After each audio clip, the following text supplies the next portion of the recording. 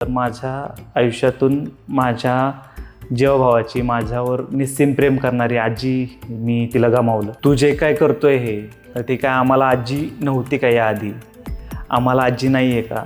तू एवढा का इमोशनली लोकांना गोष्टी सांगतोय? तर तुम्ही तर सगळे कॉन्टेंटच समजायला लागले आता ही गोष्ट. पण हे पोस्ट करत असताना मी स्वतः म्हणजे 90% व्हिडिओ पोस्ट करत असताना मी स्वतः कितीतरी वेळा रडलेलो आहे. म्हणजे माझे डोळे भरून आलेले. जो रिअल कॉन्टेंट क्रिएटर आहे, जो रिॲलिटी कॉन्टेंट क्रिएटर आहे, त्याच्यामध्ये तो जर तुमच्याशी काही भावना शेअर करतोय, काही त्याचे इमोशन्स शेअर करतोय, तर तो प्रत्येक वेळी पैसे कमवतच असेल असं नाही. सुरुवात अगदीच 500 रुपयापासून दिवसाला मिळायचे. त्यानंतर खूप गोष्टी करत गेलो. म्हणजे एक एक दिवशी कधीच विचार करू शकत नाही माणूस, कष्ट केले तरच पैसे मिळतात. त्याप्रमाणे मी त्याच्यामध्ये पण खूप कष्ट केले. आणि त्यानंतर एक आजी हॉस्पिटलमध्ये असताना बऱ्याचशा अडचणी आल्या. आजीला हॉस्पिटलमध्ये टाकल्यानंतर घरातलेच असे काही व्यक्ती होते ज्यांनी काढता पाय घ्यायचा प्रयत्न केला की बाबा कशाला आपण एवढी महागाची ट्रीटमेंट देतोय, किंवा काय निष्पन्न होणार आहे का याच्यातनं. म्हणजे दुसऱ्या दिवशीच गॅरंटी नव्हती आजीची. पण माझं मन मानत नव्हतं. मला माझे प्रयत्न अगदी शेवटपर्यंत करायचे होते. तुमचं दुःख आहे ना, तुम्ही जपायला शिका. कारण तुम्ही दुःख जपलं तर तो दुःख तुमच्यासाठी एक खूप मोठी ऊर्जा बनून तुम्हाला भविष्यात काहीतरी करण्याची तुमच्यामध्ये एक क्षमता तयार करतं. आणि त्यानंतर तुम्ही वेगळं काहीतरी करू शकता. नमस्कार, मी तुमच्या सगळ्यांच्या लाडक्या आजीचा नातू बिंदास तेमजे म्हणजेच महेश जगदाळे. आजवर तुम्ही मला आजीसोबत बघितलं असेल, किंवा बघितलं नसेल तर निदान आजीसोबतचा नातवाचा जो काय बॉन्ड होता, जे काही नातं होतं, ते तुम्ही सगळ्यांनी अनुभवलं असेल. 4 महिन्यानंतर काही गोष्टी तुम्हाला सांगण्यासाठी या ठिकाणी उभा आहे. खरं तर बऱ्याच जणांनी मला प्रश्न विचारले होते की दादा, घरात कोण कोण असतं? आजी नक्की तुझी आईची आई आहे का पप्पांची आई आहे? किंवा आजीने नाचून बघितली का? आजीने नाचून मुख बघितलं का? हे सगळे प्रश्न अख्ख्या महाराष्ट्राने माझ्यासमोर उभे केले होते गेल्या काही दिवसांमध्ये. तर ते सांगण्यासाठी आज मी तुमच्या सगळ्यांच्या समोर उभा आहे. पण हे सगळं सांगण्याआधी मला तुम्हाला माझी सुरुवातीपासूनची जर्नी तुम्हाला सांगायची आहे. त्याच्यामध्ये सुरुवात कशी झाली, आजी आणि नातवाचं नातं अख्ख्या महाराष्ट्राने कशा स्वरूपात बघितलं, हे मला तुम्हाला सगळ्यांना सांगायचं आहे. खरं तर मी सुरुवातीपासून आजीबरोबर व्हिडिओ बनवत नव्हतो. मी माझ्या कामानिमित्त पुण्याला असायचो. पण कोविडमध्ये ज्यावेळी जे काम मी पुण्यात करत होतो ते बंद पडल्यामुळं मला घरी यावं लागलं. आणि घरी आल्यानंतर जेजुरीमध्ये जे काही काम चालू झालं होतं, तर त्या कामामध्ये मला घरातल्यांना वेळ देता आला, आजीला वेळ देता आला. ते काम चालू असताना सोबतच मी आजीबरोबर व्हिडिओ बनवायला लागलो. आणि आजीसोबतचे जे काही नॅचरल व्हिडिओ होते, जे काय सहजरित्या घरात बनवण्यासारखे व्हिडिओ जे होते, ते मी पोस्ट करायला लागलो. लोकांना ते आवडत गेलं. आणि आजीमध्ये सगळ्यांनी स्वतःचीच आजी आहे असं बघितलं. आणि तेच लोक मला सांगत गेले की बाबा तुझी आजी खरंच खूप गोड आहे, खूप छान बोलते आजी तुझी. या असं सगळ्या गोष्टी लोक मला सांगत गेले. हे सगळं करत असताना मी कुठेतरी मी काय काम करतो, मी कशा स्वरूपात आजीसोबत राहत आहे, ह्या सगळ्या गोष्टी मी तुम्हाला आजपर्यंत सांगितल्या नव्हत्या. खरं तर सोशल मीडिया हा प्लॅटफॉर्म माझ्यासाठी अर्निंगचा प्लॅटफॉर्म कधीच नव्हता. याच्यामध्ये मी स्वतःला फायद्यासाठी म्हणून कधीच तुमच्या सगळ्यांसमोर आलो नव्हतो. आजी जोपर्यंत होती तोपर्यंत मी फक्त आणि फक्त निस्वार्थपणाने तुम्हाला व्हिडिओ दाखवत गेलो. त्याच्यामध्ये कधीच पैसे कमवण्याचा हेतू माझा नव्हता. पण आज ह्या गोष्टी सांगण्याची गरज का पडते? कारण लोकांना खूप गैरसमज आहेत की बाबा सोशल मीडियावर तुम्ही ज्यावेळी काहीतरी पोस्ट करत असतात त्यातून तुम्हाला एक अर्निंग भेटत असतं. तर तसं मुळीच नाही आहे. तुम्हाला त्यासाठी बाकीच्या लोकांसाठी काम करावं लागतं, बाकीच्या ब्रँडसाठी काम करावं लागतं. आणि ते करत असाल त्यावेळेसच तुम्हाला काहीतरी पैसे कमवता येतात. आणि तुम्ही जर ते करत नसाल तर तुम्ही फक्त आणि फक्त एक एंटरटेनर म्हणून या सोशल मीडियावर बनून राहता. कुठल्याही प्रकारची तुमच्यामध्ये ग्रोथ होत नाही, ना तुम्ही पैसे कमवता.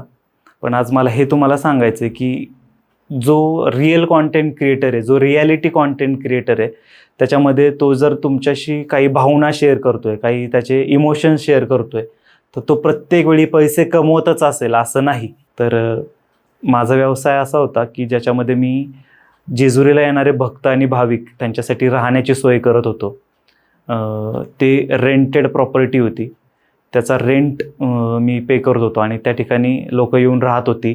कमी खर्चामध्ये लोकांना त्या ठिकाणी राहायला मिळत होतं आणि त्यामुळेच त्या छोट्याशा गोष्टीतून माझं घर चालत होतं.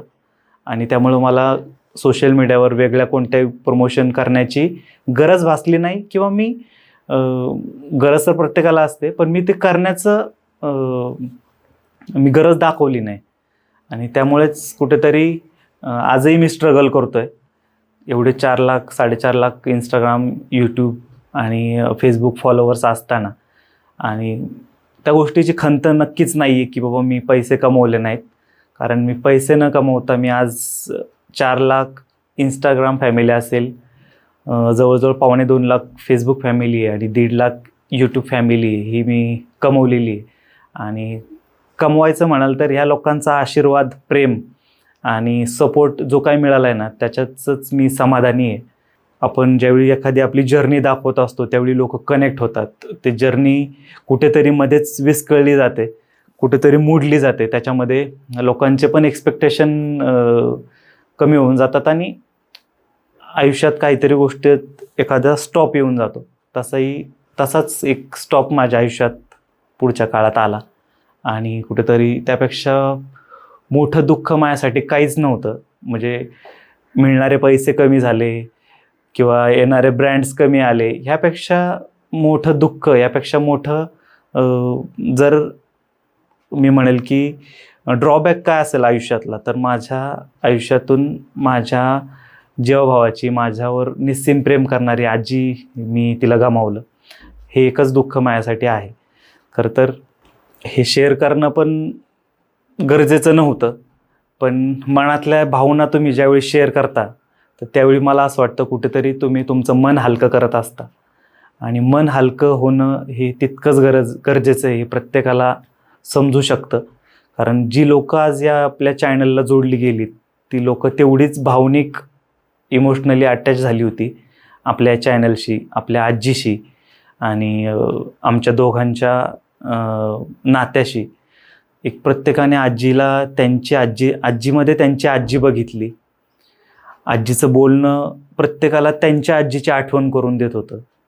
आणि खरंच नातू किती नशिबाने अशी आजी या नातवाला भेटली, हे प्रत्येकाचं पहिल्यापासूनचं बोलणं होतं.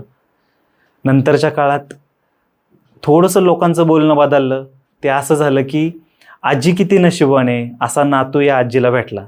पुढच्या काळात लोकांनी मला आवर्जून सांगितलं की दादा, खरं तर आजीमुळे आम्ही तुझ्या चॅनलला सबस्क्राईब केलं आहे, आजीमुळे आम्ही तुझ्या चॅनलवर आलो आहे, आजीमुळं आम्ही तुला जोडलं गेलो आहे. आणि हेही तितकंच खरं आहे, कारण फक्त आजीमुळेच या गोष्टी शक्य झाल्या होत्या. पुढच्या काळात मला हे तुम्हाला कधीच सांगायला जमलं नाही की आजी ही फक्त माझ्यासाठी आजी नव्हती, ती माझ्यासाठी एक आई होती. कारण लहानपणापासून मी आजीला आई म्हणूनच हाक मारत होतो. आणि पहिलं मी जे काय बोललो असेल आजीशी, तर ते आई म्हणूनच बोललो होतो. जे तुम्हाला सगळ्यांना उत्सुकता होते ती गोष्ट बघण्याची, ते सुन्मुख मी जे दाखवलं होतं ते तुमच्या सगळ्यांसमोर मी त्यावेळी शेअर नाही करू शकलो, कारण मी तेव्हा दुःखात होतो. पण आवर्जून मला तुम्हाला सांगायचं आहे, तो क्षण लवकरच मी तुमच्या सगळ्यांसमोर मांडणार आहे. आणि जर्नी म्हणाल तर तो व्यवसाय मी करत असताना, जो व्यवसाय मी करायचो, लोकांना राहण्याची सोय वगैरे जेजुरीमध्ये करायचो, त्याच्यामध्ये खूप वेगवेगळे अनुभव आले. एक दिवस खूप स्ट्रगल करावा लागला. म्हणजे सुरुवात अगदीच 500 रुपयापासून दिवसाला मिळायचे. त्यानंतर खूप गोष्टी करत गेलो. म्हणजे एक दिवशी कधीच विचार करू शकत नाही माणूस, कष्ट केले तरच पैसे मिळतात, त्याप्रमाणे मी खूप त्याच्यामध्ये पण खूप कष्ट केले आणि त्यानंतर एक एक्सपेक्टेड अर्निंग आपण म्हणतो, जे तुम्हाला घर चालवण्यासाठी पाहिजे असतं तेवढे पैसे मी नक्कीच कमवायला लागलो होतो. त्यामुळं सोशल मीडिया हा प्लॅटफॉर्म मी पैसे कमवण्यासाठी न वापरता फक्त आणि फक्त माझी खऱ्या भावना ज्या होत्या, माझ्या खऱ्या ज्या इमोशन होत्या त्या तुमच्या सगळ्यांसमोर मांडण्याचा मी प्रयत्न केला होता. आणि ते तुम्हाला आवडत गेलं, ते आजीचं बोलणं तुम्हाला आवडत गेलं. मी जे काय आत्ता बोलतोय हे मी कधीच कोणासमोर मांडलं नव्हतं, कधीच कोणाशी बोललो नव्हतो किंवा अशा पद्धतीचा प्लॅटफॉर्म माझ्यापर्यंत कधीच आला नव्हता.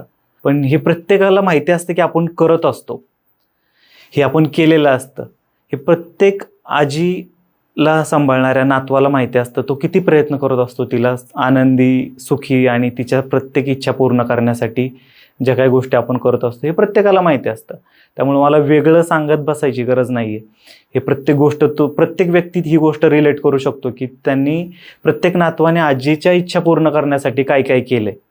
हे सगळं करत असताना अनेक लोक मला प्रश्न करत गेले की बाबा तू जे काय करतोय हे तर ते काय आम्हाला आजी नव्हती का याआधी, आम्हाला आजी नाही आहे का, तू एवढा का इमोशनली लोकांना गोष्टी सांगतोय. खरं तर प्रत्येक व्हिडिओ पोस्ट करत असताना प्रत्येक मी म्हणेल कॉन्टेंट पोस्ट करत असताना, आता तुम्ही तर सगळे कॉन्टेंटच समजायला लागले आता ही गोष्ट, पण हे पोस्ट करत असताना मी स्वतः म्हणजे 90% व्हिडिओ पोस्ट करत असताना मी स्वतः कितीतरी वेळा रडलेलो आहे, म्हणजे माझे डोळे भरून आलेले आहेत. आणि त्यानंतर कुठेतरी लोकांना जाऊन तो व्हिडिओ कनेक्ट झाला आहे आणि तेवढ्याच इमोशनली लोकांनी तो ॲक्सेप्ट केला आहे असं म्हणायला हरकत नाही. आणि त्यानंतर लोकांना तो व्हिडिओ आवडलेला आहे. आणि खरंच ह्या गोष्टी तितक्याच खऱ्या आहेत. हे माझ्यासोबत असणारे माझ्या घरातलेच बाकीचे लोक चांगले जाणतात. त्यामुळंच एका चुकीच्या कमेंटने सुद्धा तेवढंच मन दुखावतं. खरं तर मी स्वतः एक इमोशनल व्यक्तिमत्व आहे, प्रचंड इमोशनल व्यक्तिमत्व आहे. आणि माणूस आहे म्हटल्यानंतर त्रास होणारच, कारण माणसालाच ज्या भावना असतात तोच माणूस. एक नातं असतं जे सुरुवातीपासून कोणीतरी जपलेलं असतं आणि त्या नात्याच्या पूर्ततेसाठी किंवा ते नातं जपण्यासाठी किती मेहनत घेतलेली असते मागे, आपण बॅकस्टेजला म्हणतो, ते ज्याचं त्यालाच माहिती असतं. तर ह्या सगळ्या आठवणी बनून राहिल्यात आयुष्यात. ही आठवण आयुष्यभरासाठी खूप गरजेची आहे मला असं वाटतं. आणि मी कोणाचं तरी ऐकलं होतं, म्हणजे एक पॉडकास्टच असेल किंवा एक व्हिडिओ होता, त्याच्यामध्ये सांगितलं होतं की तुमचं दुःख आहे ना तुम्ही जपायला शिका, कारण तुमचं तुम्ही दुःख जपलं तर तो दुःख तुमच्यासाठी एक खूप मोठी ऊर्जा बनून तुम्हाला भविष्यात काहीतरी करण्याची तुमच्यामध्ये एक क्षमता तयार करतं आणि त्यानंतर तुम्ही एक वेगळं काहीतरी करू शकता. खरं तर आजी हॉस्पिटलमध्ये असताना बऱ्याचशा अडचणी आल्या. पहिले तर खूप धावपळ चालू होती. त्यानंतर आजीला कशा प्रकारची ट्रीटमेंट मिळाली पाहिजे, आजीसाठी कोणती ट्रीटमेंट योग्य होईल ह्याचा आम्ही खरंच खूप विचार करत होतो. आजीला हॉस्पिटलमध्ये टाकल्यानंतर घरातलेच असे काही व्यक्ती होते ज्यांनी काढता पाय घ्यायचा प्रयत्न केला की बाबा कशाला आपण एवढी महागाची ट्रीटमेंट देतोय किंवा काय निष्पन्न होणार आहे का याच्यातनं, किंवा आता वेळ निघून गेली, आपण ह्या गोष्टी नको करायला, कारण फक्त ह्या सगळ्यामध्ये फक्त आपला खर्चच होणार आहे, तर आपण कशाला उगाच खर्चात पडायचे. माझ्या घरातलेच काही व्यक्तींचं असं होतं, पण मला ह्या गोष्टी मान्य नव्हत्या, कारण मला शेवटच्या क्षणापर्यंत माझे प्रयत्न सोडायचे नव्हते. अगदी खरं तर डॉक्टरांनीच होप सोडले होते की डॉक्टरांनीच सांगितलं होतं की म्हणजे दुसऱ्या दिवशीच गॅरंटी नव्हती आजीची, पण माझं मन मानत नव्हतं. मला माझे प्रयत्न अगदी शेवटपर्यंत करायचे होते. त्यामुळं आपण जेवढं होईल तेवढं हॉस्पिटलमध्ये प्रयत्न केला की आजी बरी व्हावी. आणि हा एक्सपिरियन्स खरंच माझ्यासाठी खूप दुःखदायक होता. म्हणजे मी आयुष्यात पहिल्यांदाच असा एक एक्सपिरियन्स घेतला. खरं तर हे सगळं करत असताना एक अनुभव म्हणून माझ्यासाठी खूप काही गोष्टी मागे राहिल्या आणि शेवटी एक अनुभवच तुम्हाला खूप काही देऊन जातो. तसंच त्या अनुभवातून मी खूप काही शिकलो मला असं वाटतं. आणि हा जो काही एक्सपिरियन्स आहे तो तुमच्या आयुष्यात पण कोणाच्या घडला असेल किंवा बा तुम्ही प्रयत्न करत असता पण तुमच्या आजूबाजूचे तुमच्यासोबतची लोक तुम्हाला कुठेतरी डिमोटिवेट करत असतात किंवा ते करण्यासाठी थांबवत असतात. पण तुम्ही ज्यावेळी निस्वार्थपणे एखादी गोष्ट करता तर त्यातून काही जरी हाताला नाही लागलं तर एक समाधान नक्कीच तुम्हाला भेटत असतं. आणि शेवटी मला असं वाटतं की कोणतीही गोष्ट करत असताना त्याच्यात समाधान असणं खूप गरजेचं आहे, खूप महत्त्वाचं आहे. आणि हीच भावना माझी सुरुवातीपासून होती. आजीची शेवटची इच्छा म्हणून तिला जे सुनमुख बघायचं होतं, नातसुनमुख बघायचं होतं, त्यासाठी एक खरं तर वेळ लागला. ह्या गोष्टी आधीच व्हायला पाहिजे होत्या. पण मला वाटलं नव्हतं की त्या गोष्टी मला आजी हॉस्पिटलमध्ये असताना, आजी हॉस्पिटलच्या बेडवर असताना मला त्या गोष्टी कराव्या लागतील. खरं तर काही गोष्टी हातात नव्हत्या. त्या दिवशी आजी हॉस्पिटलमध्ये होती आणि माझी धावपळ चालू असताना सतत डोक्यात एकच विचार होता की आजीची इच्छा कशा पद्धतीने मी पूर्ण करू शकतो. त्यावेळी माझ्या जवळच्या व्यक्तीनेच माझी ताई असेल आणि माझ्या घरातले अजून 1-2 व्यक्ती आहेत, तर त्यांनी मला खरंच खूप सपोर्ट केला. त्याच्यामध्ये मी आजीची ती इच्छा एक पूर्ण करण्याचा प्रयत्न मी करू शकलो तिथं. त्यावेळी मी म्हणजे खूप आनंदी पण होतो की खूप मोठी गोष्ट करतोय आम्ही. पण एका गोष्टीची खंत पण होती की हे या ठिकाणी नव्हतं व्हायला पाहिजे होतं, हॉस्पिटलमध्ये नव्हतं व्हायला पाहिजे होतं. ही गोष्ट खरं तर चांगल्या ठिकाणी व्हायला पाहिजे होती. पण वेळ नव्हता, काही गोष्टी कराव्या लागल्या, हॉस्पिटलमध्येच कराव्या लागल्या. आणि एक छोटासा कार्यक्रम आम्ही त्या ठिकाणी हॉस्पिटलमध्ये पूर्ण केला. तर तो आज मी तुमच्या सगळ्यांसमोर फक्त सांगू शकतो. त्या गोष्टी मी दाखवू शकत नाही आहे, कारण तो एक प्रामाणिक प्रयत्न होता. त्यावेळी आजीचा आनंद, तिच्या चेहऱ्यावर असणारे हावभाव आणि तिने दिलेला तो आशीर्वाद आयुष्यभर लक्षात राहील. तो प्रसंग आयुष्यभर लक्षात राहील. आणि खरंच देवाचे आभार मानतो, स्वामींचे आभार मानतो, माझ्या ताईचे पण मी आभार मानतो की त्यांच्यामुळंच मी ते सगळं त्या ठिकाणी करू शकलो. आणि एक छोटासा प्रयत्न आजीला तो आनंद देण्याचा, तो क्षण तिला देण्याचा त्या दिवशी मी अनुभवू शकलो. तर हे बोलताना मन जड आहे माझं, कारण एवढं सोपं नाही आहे त्या गोष्टी अशा एकदम तुमच्या सगळ्यांसमोर शेअर करणं.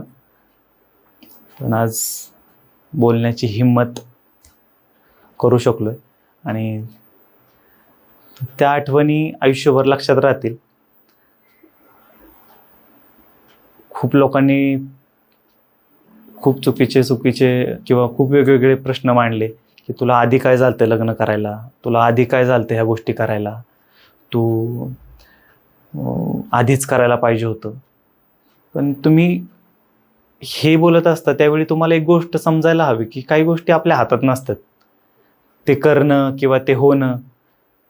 मला माहिती होतं का की ह्या गोष्टी अशा होतील, आजीचा ॲक्सिडेंट होईल, आजीला एवढा मेजर आजार होईल. तर ह्या गोष्टी मला माहिती नव्हत्या किंवा माझ्या हातात नव्हत्या. ह्या सगळ्या गोष्टी अचानक होत गेल्या आणि त्यामुळंच काही गोष्टींना उशीर लागला, काही गोष्टी नको त्यावेळी कराव्या लागल्या. पण ठीक आहे, तुमचंही आजीवर तेवढंच प्रेम होतं, आजीची इच्छा पूर्ण व्हावी म्हणून तुम्हाला पण तुमची पण इच्छा होती. पण नाही होऊ शकल्या काही गोष्टी. कुठेतरी स्टोरीचा एंड अजून झालेला नाही आहे. तो तुम्हाला नक्कीच बघायला आवडेल आणि तेवढ्याच आत्मीयतेने, तेवढ्याच खऱ्या रूपात मी तुम्हा सगळ्यांना त्या नात्याचा अजून शेवट झालेला नाही आहे. तो कसा असायला पाहिजे किंवा मी काय करू शकतो हे मला तुम्हाला सगळ्यांना दाखवायचं आहे. आज मी तुमच्या सगळ्यांसमोर आहे या ठिकाणी. त्याचं कारण एक चॅनल आहे ग्रेट टॉक्स म्हणून, आणि त्यांनी मला पात्र समजलं या ठिकाणी येऊन माझी रिअल लाईफ जर्नी तुमच्या सगळ्यांसमोर सांगण्यासाठी. तर त्यामुळे मी आज या ठिकाणी आलो आहे. त्यांनी मला इथपर्यंत बोलवलं आणि तुमच्या सगळ्यांसमोर माझी रिअल लाईफ जर्नी सांगण्याचा जो प्लॅटफॉर्म इथं तयार करून दिला त्यासाठी त्यांचं थँक्स करतो.